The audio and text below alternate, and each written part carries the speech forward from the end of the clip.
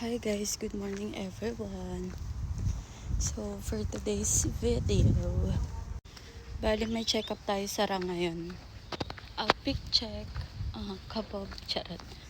Bali may check up ako kasi meron pa akong isang surgery.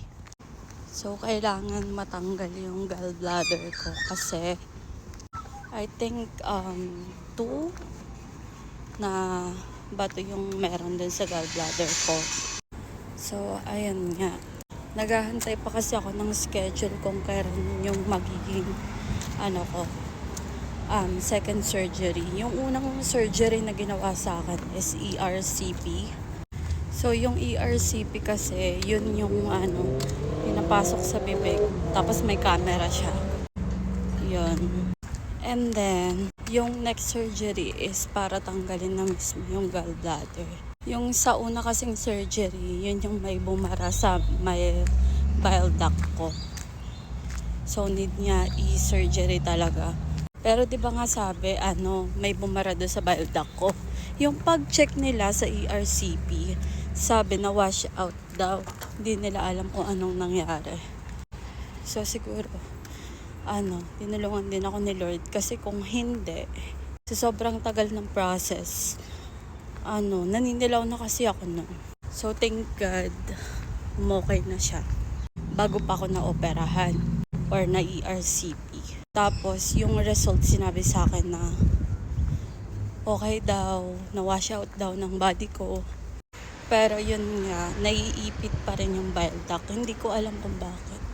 Pero yun sabi ng doktor, kailangan pa rin talaga tanggalin yung gallbladder. And ayun guys, nandito na tayo sa train. So I need to wait for 13 minutes kasi yun yung waiting time here. So ayun guys, see you later. So ayun nga guys, pauwi na tayo. So yung nakausap ko ngayon is yung doctor mismo na gagawa ng surgery sa akin. So needs na ng operation kasi may nilagay silang stent doon sa aking bile duct.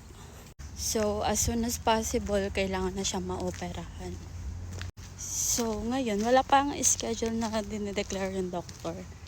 Pero dapat talaga mas maaga siyang maoperahan kasi hindi naman forever na nakalagay yung stent dito sa akin. So ayan, ang init, grabe. So ang itsura kasi nun is para siyang tubo, diba? Yung tubo palabas ng gallbladder papuntang bile duct. May nakabara doon na gallstone.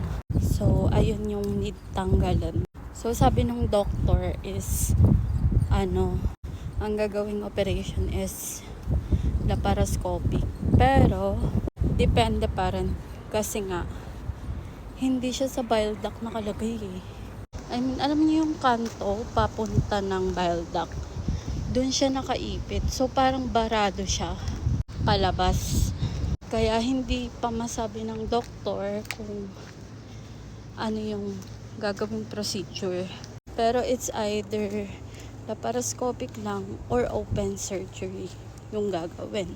And anyway, kung ano pa man yung surgery na yun or what, di ko man alam yun. Magtiwala na lang tayo sa Panginoon. Bahala na ang Lord na mag-ingat sa atin. He knows everything. So, huwag tayong mag-alala at magtiwala lang tayo sa Kanya. Sabi nga niya, diba, do not worry. Kaya huwag kang mag-worry. Have trust on Him and His process.